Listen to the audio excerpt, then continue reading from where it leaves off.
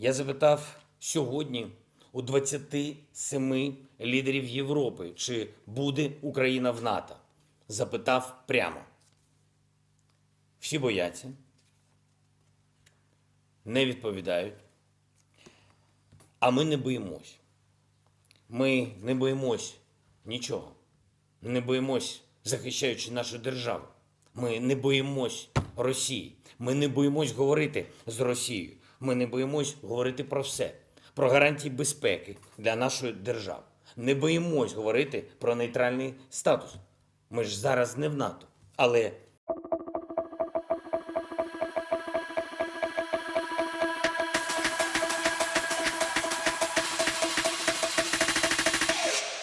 अब हम लोग आगे चलते हैं सेकंड चीज़ के ऊपर, जो कि है जियोग्राफी। हम लोग पहले ही जियोग्राफी डिस्क्राइब कर चुके हैं, लेकिन जियोग्राफी इस तरह से है कि रशिया है, रशिया के साथ यूक्रेन है, और यूक्रेन के साथ आगे पूरा वेस्ट यूरोपीय यूनियन है, और यूक्रेन के नीचे यहाँ पे कहीं पे, मतलब यूक्रेन अगर यहाँ पे है तो नीचे कहीं पे क्रीमिया आता है।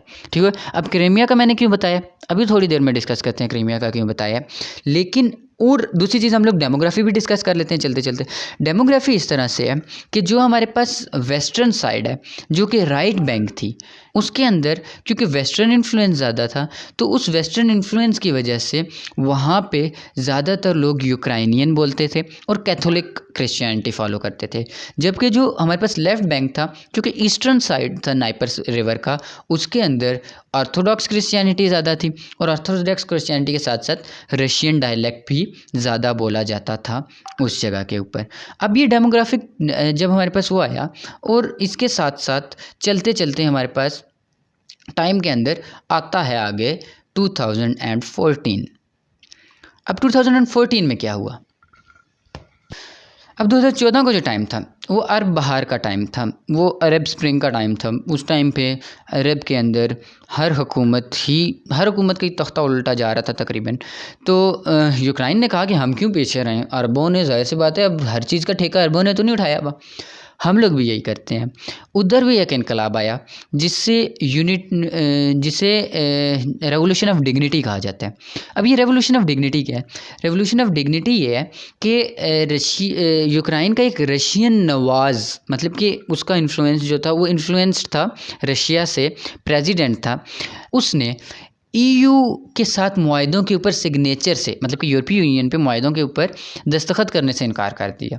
जब ये किया तो यूक्रेन के अंदर फसादात फूट पड़े, और फरवरी के अंदर फेब 2014 के अंदर ये हुआ कि उसको टॉपल कर दिया गई उसकी हुकूमत हटा दी गई, और जो हमारे पास इनकलाबी थे उन्होंने यूक्रेन के ऊपर कब्ज़ा कर लिया, और उसके बाद दोबारा से इलेक्शन हुए, री इलेक्शन हुए, और री इलेक्शन के बाद उसके बाद वेस्ट नवाज़, मतलब कि जो इन्फ्लुएंस थी यूरोपीय यूनियन से, वो गवर्नमेंट आज तक हुकूमत में है।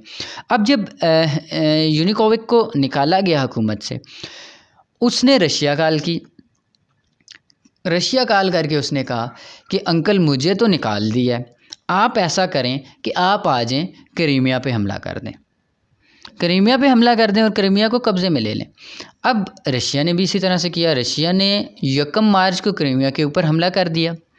फेब में उसकी हुकूमत उल्टी थी, ऑलमोस्ट 23-24 फेब को, और उसने 1 मार्च को रशिया ने क्रीमिया पे हमला किया।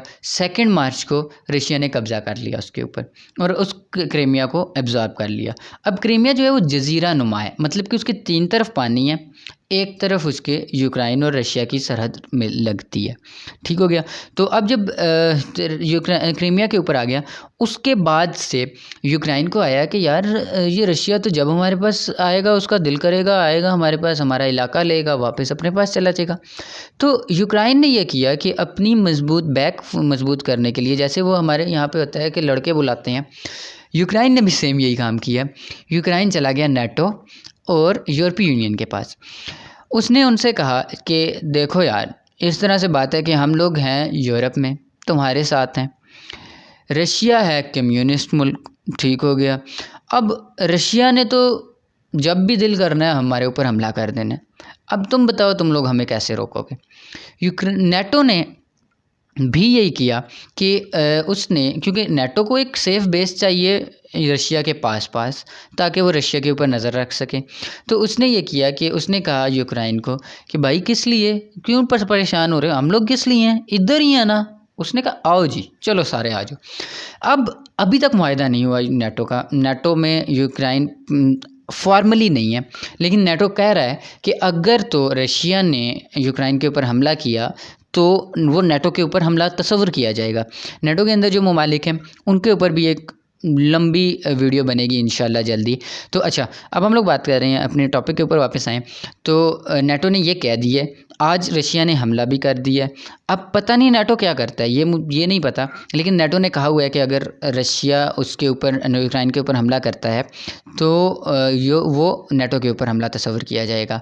अब रशिया ने क्या किया, रशिया ने यूक्रेन के ऊपर डायरेक्ट हमला करने से पहले यूक्रेन के 2 इलाके थे, डोनेट्स्क एंड लुहांसिक, वो इलाके दोनों जो थे वो थे रशियन इन्फ्लुएंस्ड। तो उसके अंदर उसने गोरिल्ला वार स्टार्ट करवाई थी और उसके अंदर फसादात काफ़ी अरसे से मिड 2019 से जारी थे और ये हालात कभी बुरे हो जाते थे कभी ठीक हो जाते थे। आज तक पिछले 2 सालों में तकरीबन 13,000 से 20,000 तक डेथ्स हो चुकी हैं इस इलाके में, सिर्फ रशिया और यूक्रेन की, जो कि सिविलियंस की डेथ है, रशिया और यूक्रेन की जंग की वजह से।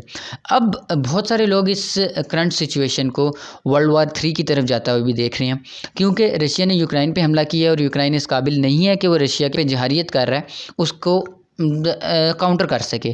तो मोस्ट प्रोबेबली अगर तो यूरोप इस मामले में पड़ता है, खुदा न खास्ता अगर यूरोप और नाटो पड़ता है, तो रशिया का आज चाइना ने भी ऐलान कर दिया रशिया के साथ देने का। अब जब चाइना रशिया एक तरफ हो जाएगा, यूरोप और नाटो दूसरी तरफ होगा, तो बहुत ही अजीब सा ब्लॉक बन जाएगा ये, क्योंकि रशिया का स्ट्रेटजिक पार्टनर इंडिया भी है और इंडिया और चाइना आपस में दुश्मनी है, मतलब कि बिल्कुल नको नक हुए पड़े हुए हैं।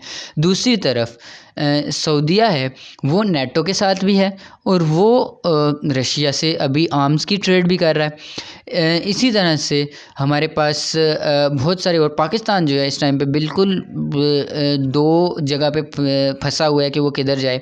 पाकिस्तान की ख़ारजा पॉलिसी इस टाइम पे किस तरीके से इस चीज़ को डील करती है वो बहुत इम्पॉर्टेंट है। एक तरह से रशिया ने इस टाइम पे इस कॉन्फ्लिक्ट के बाद पूरी की पूरी दुनिया को के हाथ पांव फैला दिए हैं कि यार अब करना क्या है। अब अल्लाह खैर करे, नेक्स्ट हालात किस तरह से बनते हैं ये देखा जाए, और उम्मीद करते हैं और हम लोग दुआ करते हैं कि रशिया और यूक्रेन जल्द ही इस मामले का कोई हल निकाल लें और ये मामला ना बढ़े आगे। मिलते हैं एक नेक्स्ट वीडियो के साथ, नेक्स्ट इन्फॉर्मेशन के साथ, next time. Signing out, rice Ahmad. अल्लाह हाफिज़।